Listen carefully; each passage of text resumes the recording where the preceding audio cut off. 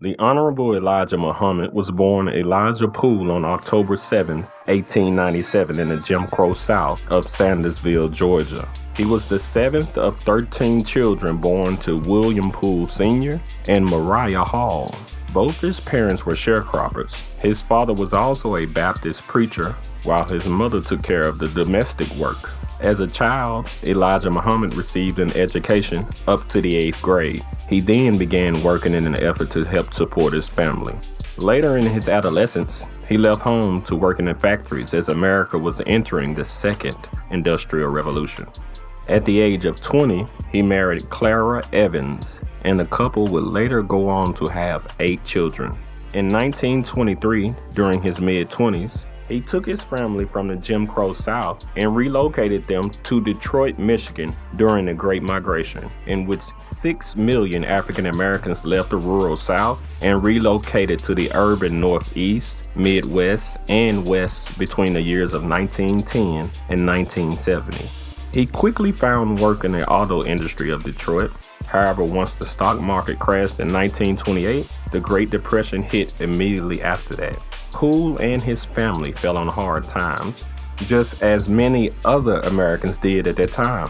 During these troubled times, Poole found a light to illuminate his way. In 1931, he was introduced to the teachings of Master Wallace Fard Muhammad, a redeemer of the black community and leader of the Allah Temple of Islam in Detroit. After attending just one of Wallace Fard Muhammad's lectures on Islam and black empowerment, Poole and his family became faithful followers. Shortly afterwards, Poole was made a minister and given a surname Kareem, then later Muhammad. Elijah Muhammad would later write, "The name Poole was never my name, nor was it my father's name. It was the name of the white slave master of my grandfather." And in this he was correct. Over the next few years, he became an avid leader under the tutelage of Master Wallace Fard Muhammad and Allah's Temple of Islam. Together they opened religious centers, established businesses that were focused on buying black and practicing cooperative economics, and Elijah Muhammad himself established a newspaper. In 1934, they also began establishing schools to combat the inadequate education given to black children in low-income areas. The Michigan Board of Education objected to such a move, and Elijah Muhammad was jailed alongside other Muslim teachers and the temple secretary under the false pretense of contributing to the delinquency of minors. The charges were later dropped, but Elijah Muhammad then moved to Chicago, Illinois. Also in 1934, his mentor, Master Wallace Fard Muhammad, disappeared from the public eye and was never seen or heard from again. Elijah Muhammad then assumed command of the Allah Temple of Islam and took upon the mission of resurrecting the black community.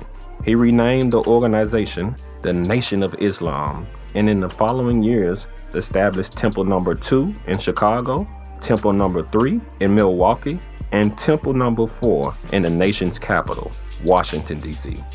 During World War I, Muhammad was arrested on May 8, 1942, for encouraging his followers not to register for the draft and avoiding the draft himself. In his first book, Message to the Black Man, Muhammad states, "When a call was made, I refused, not evaded, on the grounds that first, I was a Muslim and I would not take part in a war, especially not on a side with infidels. And second, I was 45 years of age and was not, according to the law, required to register." He served 4 years at the Federal Correctional Facility in Milan, Michigan. While incarcerated, the Nation of Islam continued to flourish under his wife's supervision. While behind bars, Muhammad must have taken notice to the large pool of African Americans imprisoned alongside him. Furthermore, with no rehabilitation systems in place in prisons, Muhammad began using the teachings of the Nation of Islam to rehabilitate incarcerated men and women. In doing so, he not only recruited more followers, but provided a service to society by helping transform people who may have been deemed criminals into productive citizens. Upon his release, the Honorable Elijah Muhammad continued to grow the organization. He recruited Malcolm X, who became one of the nation's most influential speakers. Malcolm X's powerful persona and rhetoric helped the Nation of Islam grow extensively during the Civil Rights Movement. Muhammad Ali, the world champion boxer and one of the most influential individuals of the 20th century, also joined the Nation of Islam. Louis Eugene Walcott joined the nation around this time. Under Muhammad's tutelage, he became a well-composed intellectual spokesman of the Nation of Islam.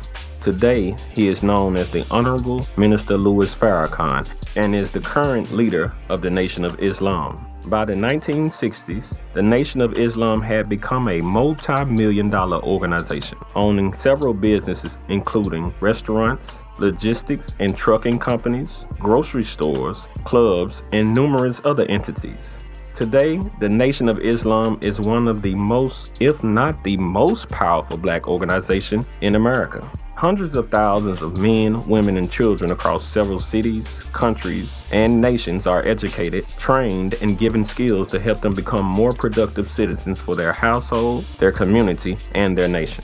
The Honorable Minister Elijah Muhammad can be seen as one of the most influential men of the 20th century. Using the Nation of Islam's religious and moral teachings, he has helped to uplift black men and women throughout America and the world. Today, the nation continues to thrive under the Honorable Louis Farrakhan, who himself was a student of Elijah Muhammad. So indeed, his legacy continues to thrive to this day.